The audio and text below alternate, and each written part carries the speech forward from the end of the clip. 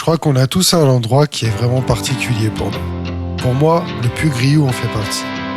La première fois que je l'ai vu, j'ai compris que ce lieu avait quelque chose de différent. Cette grande cheminée volcanique m'a toujours intrigué, même attiré. Et ici, dans les terres brutes du Cantal, chaque ligne du paysage raconte une histoire. Mais aujourd'hui, c'est la mienne que j'ai envie de raconter.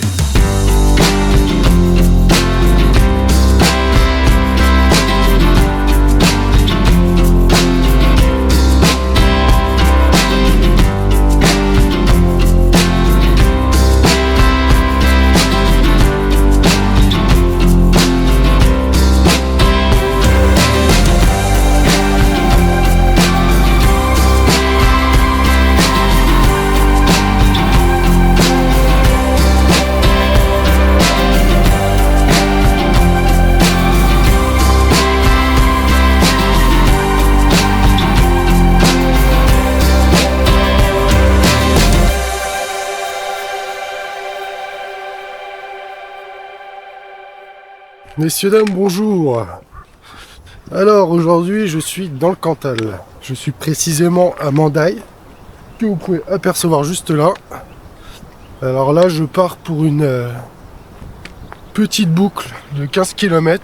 J'ai envie de faire l'ascension du Puy Griou, parce que je ne l'ai jamais fait et que je trouve cet endroit, ce puits assez atypique. Donc voilà, j'avais envie de me faire un week-end tranquille. En plus, je pense que ça doit s'entendre, mais je suis malade. Donc ce soir, je me suis réservé un petit appart. Il n'y aura pas de bivouac. Et tant mieux, parce que vu comment c'est gelé, il fait bien froid. Donc voilà, de temps en temps, c'est pas plus mal de faire les choses un peu plus à la cool, j'ai envie de dire. Et ça me permettra demain de faire une boucle bien différente, d'aller dans un autre secteur des monts du Cantal.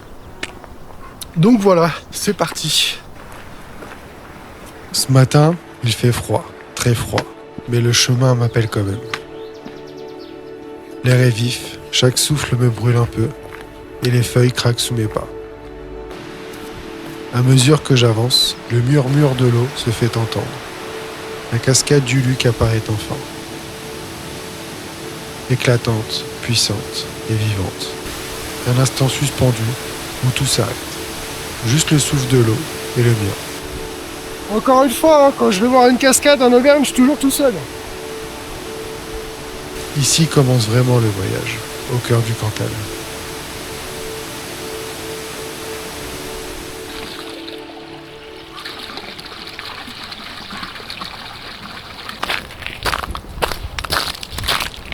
On peut enfin l'apercevoir, le Puy Griou.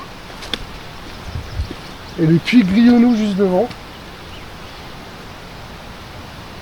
Il est quand même atypique ce puits. De toute façon on va y monter, on va bien voir ça de près.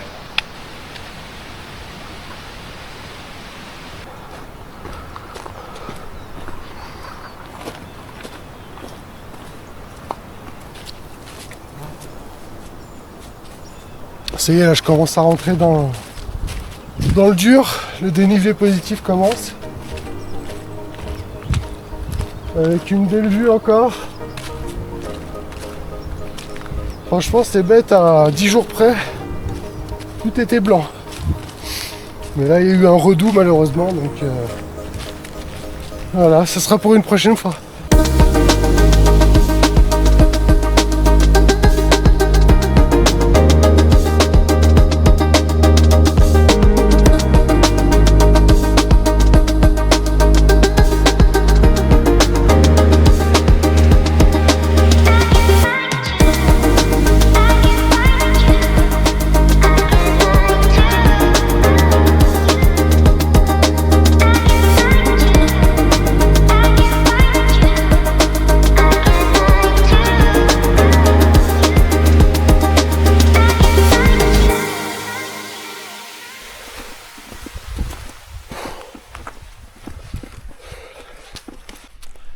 Oh, j'en chie. Ah, c'est énervé là. Là, je suis sur la fin de la montée pour arriver jusqu'au pied du Puy Griou. Et après, ça va être la vraie ascension ça va être autre chose. Hein. Alors là, vous avez une petite source. Là, on le voit bien. Je vais me rapprocher. Tac. Là, cette eau, concrètement, vous n'êtes même pas obligé de la filtrer. Hein. Là, elle sort de la terre, de la roche. Il n'y a aucun souci, quoi. Le Cantal, au final, j'y reviens toujours. Je sais pas trop expliquer pourquoi, mais ici, je me sens bien. L'été, c'est déjà fou, mais l'hiver, enfin, ce début d'hiver, c'est vraiment particulier. Les chemins demandent plus de concentration, plus de respect, mais c'est justement ça que j'aime. Voir ces paysages givrés, presque figés, tu te sens seul, mais à la bonne place. Le Cantal en hiver, c'est pas juste une rando, c'est une vraie expérience. Et j'ai vraiment hâte qu'il y ait plus de neige. C'est parti pour l'ascension du Puy-Griou. Je sens que je vais en chier. Ce rhume, il me tue. Mais bon, ça va, j'ai fait pire. C'est bien ce que je craignais. Hein. Tout est gelé. Commence à avoir une bonne vue, là. Dans le Puy-Marie, là vous avez le pont du Cantal. Allez, on y est presque. Là, ça va être technique cette partie-là, par contre.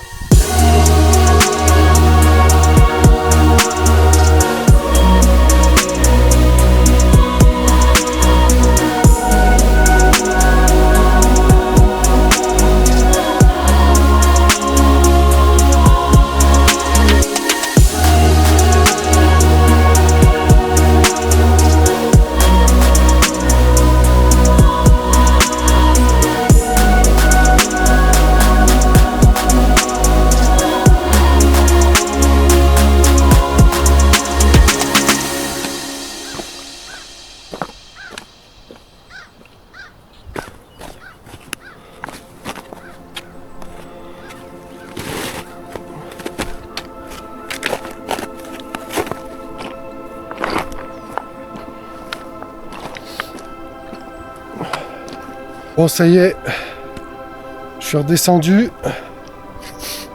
Voilà, on va voir l'autre face.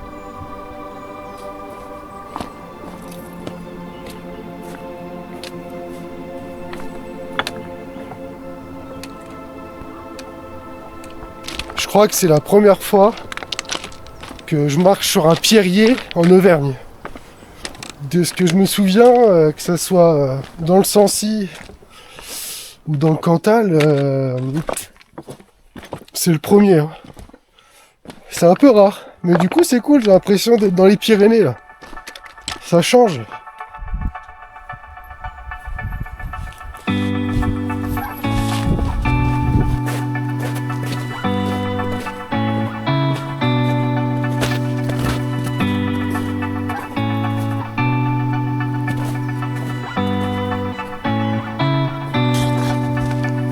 Ça monte.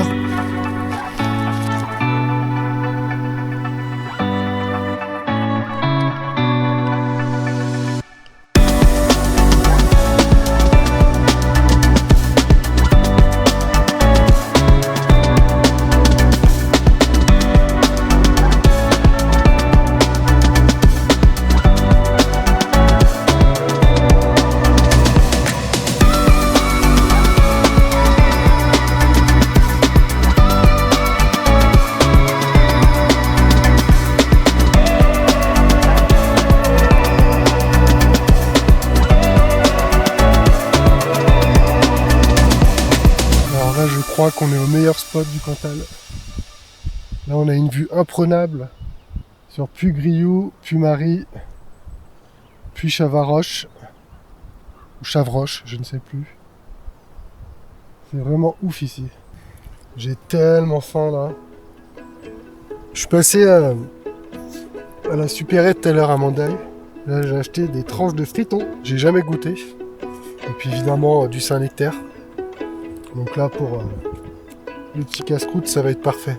Surtout avec cette vue quoi. Vous pouvez pas rêver mieux là pour le coup. Le bon Saint-Nectaire là. Je suis pas très Cantal en fromage parce que je suis plus Saint-Nectaire. bonne raclette au Saint-Nectaire, je vous le conseille.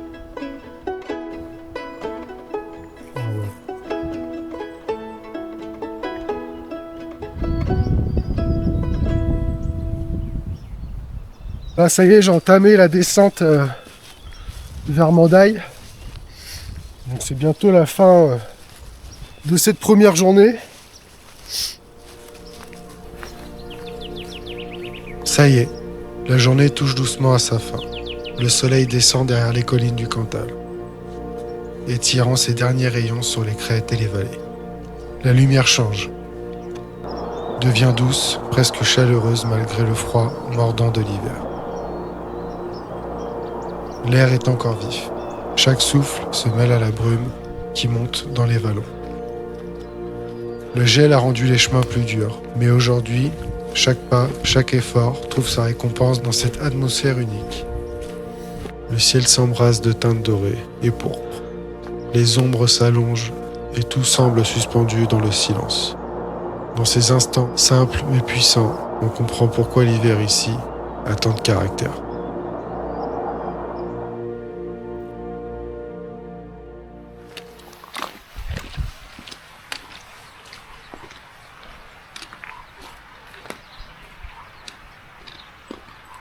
Deuxième journée, ce matin il fait bien froid, on est sur un petit -3, -4 là.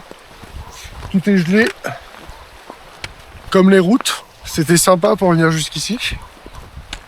Allez, là on est parti pour se faire une boucle de 16 ou 17 km, quelque chose comme ça. J'ai une petite gêne derrière la cuisse droite, je ne sais pas pourquoi. J'avais pas mal hier, et ce matin en me levant, une gêne. Bon, on verra si ça passe en se chauffant.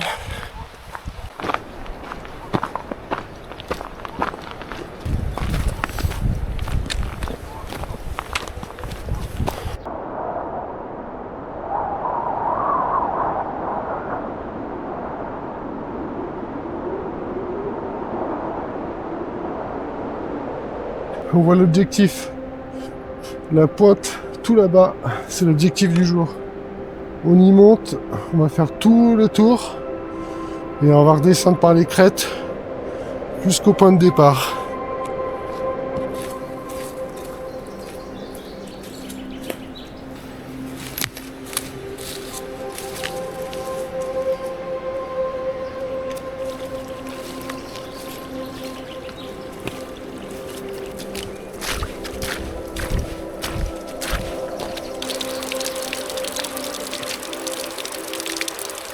Et ben une cabane que j'avais repérée sur la carte.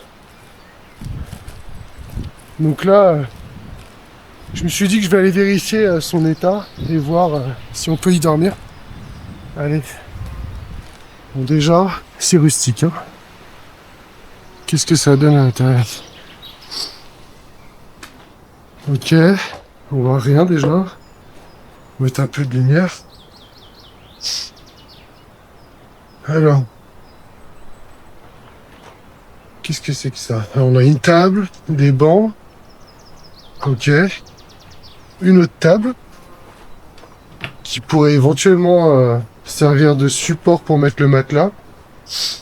Après, de ce que j'avais vu, voilà, là il y a des planches qu'on peut mettre au sol.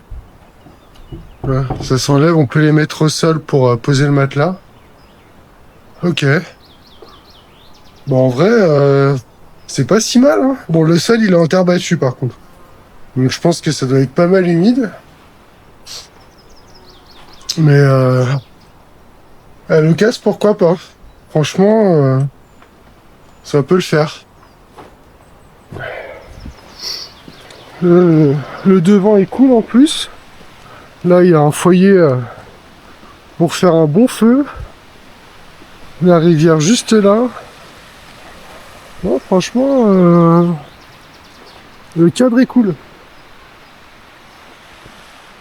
En fait, je me suis dit, pourquoi il y aura de la neige, d'éventuellement venir ici. Je suis en train de rechercher plusieurs spots en Auvergne. Et celui-là en faisait partie. Bon, après, il n'y a pas de poêle dans la cabane. Donc c'est pas forcément le mieux quoi. Mais étant donné qu'il y a un foyer de feu juste là, tu passes la soirée autour, tranquille. Puis après tu vas te coucher dans le duvet jusqu'à -5, -10, ça va, ça passe. Ok, à tester.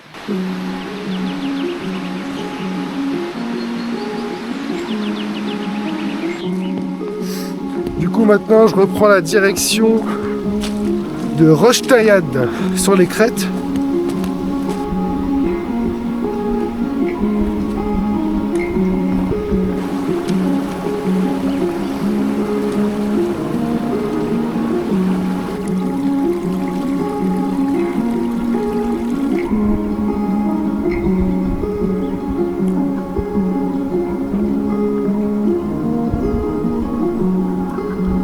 Enfin le soleil. Ah ouais. Oh là là, ce kiff. Ça chauffe le dos. Ça y est, je suis enfin en haut là. C'était dur la montée, franchement. Je sais pas si c'est le rhume ou le froid ou quoi que ce soit, mais ça y est. Je suis arrivé sur la crête. J'en ai chié, hein, franchement. Mais ça valait le coup. On arrive de l'autre côté de Puy-Marie. Hier, on voyait l'autre face. Et là, vous pouvez revoir toutes les crêtes que j'ai fait sur ma vidéo du tour du Puy-Marie. C'était toutes celles d'en face.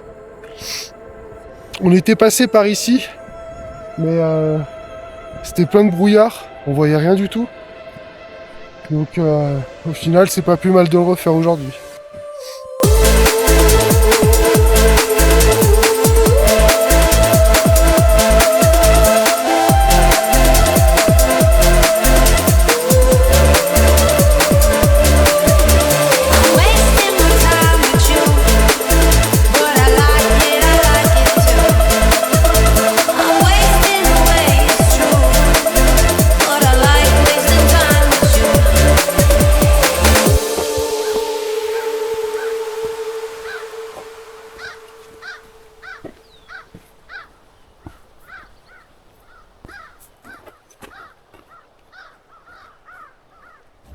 Et là, je redescends un peu et je vais en face, là, sur la crête.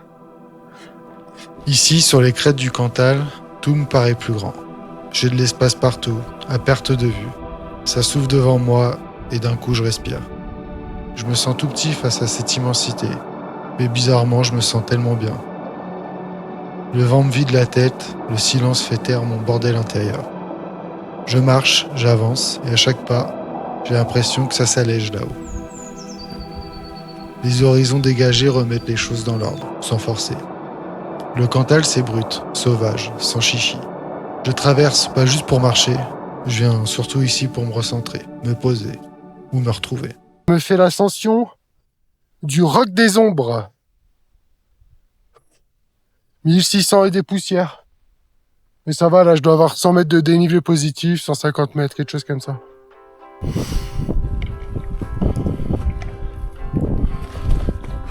On dit au revoir au Puy-Marie. Là, je vais passer de l'autre côté, donc il va disparaître.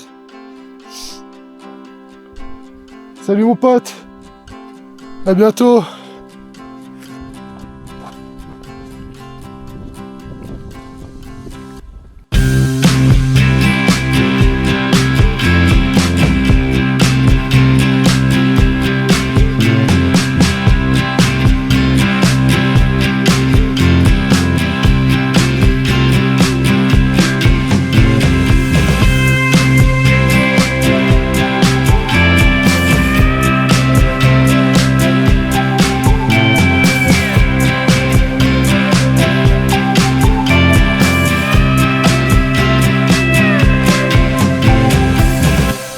Allez, 12h12, c'est l'heure d'une petite pause là.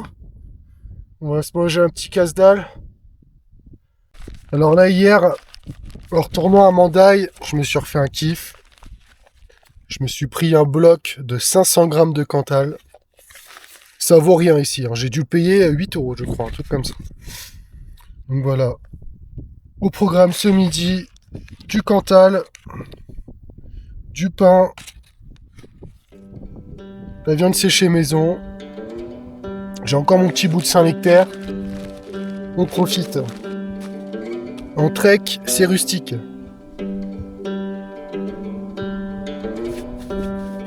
Tu vois ça là, ça c'est la vie ça. Ça. Il n'y aurait pas de fromage dans la vie, ça serait pas pareil. Il manquerait quelque chose. Surtout du bon Saint-Nectaire.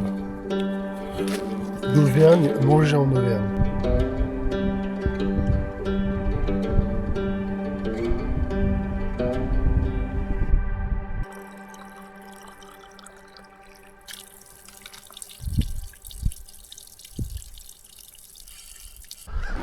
J'arrive sur Puy-Violent. Ouh, ah, c'est violent là. Ouh. Ah là là.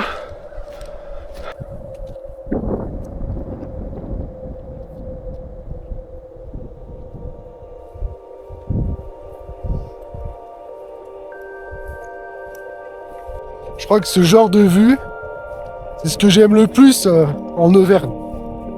Là, c'est cette espèce de steppe là. C'est incroyable. C'est une dimension, je trouve ça fou quoi. C'est tellement grand, tellement vaste.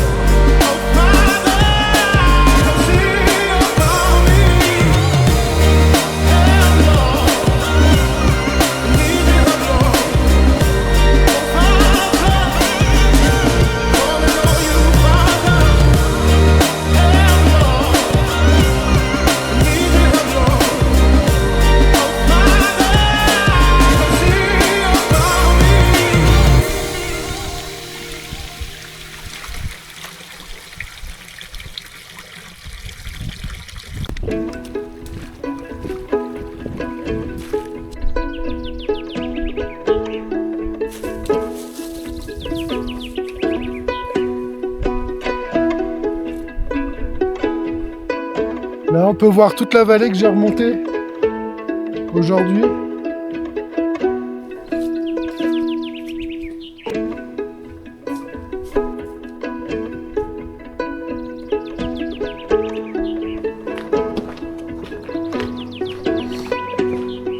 C'est là-dessus que se termine ce trek.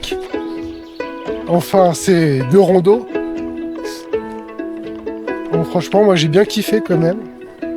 Et j'avoue que porter un sac léger pour une fois, ça fait du bien. C'est quand même plus agréable. Et au final, j'ai pas mal réfléchi. Je pense que je vais raccourcir un peu mes treks en termes de kilomètres.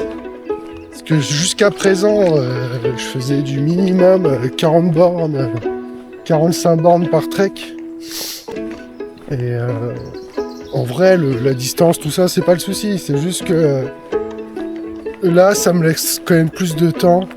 Si je diminue, si je fais des treks de 30 km par exemple sur 2 jours, voire 3 jours, bah, ça me laisse quand même plus le temps de faire des images, des belles images, d'utiliser le drone le plus possible. Enfin voilà, je trouve ça plus cohérent par rapport à ce que je fais. Donc je vais voir pour les prochains treks, il y aura peut-être moins de kilomètres. Mais du coup, il faut peut-être mieux sélectionner les endroits où je vais, aller à des spots vraiment cool, bien anticiper le truc.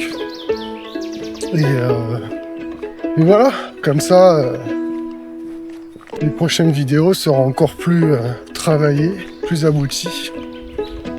Même si je pense que celle-ci doit être pas mal. En tout cas, merci d'avoir regardé les vidéos et puis je vous dis à la prochaine.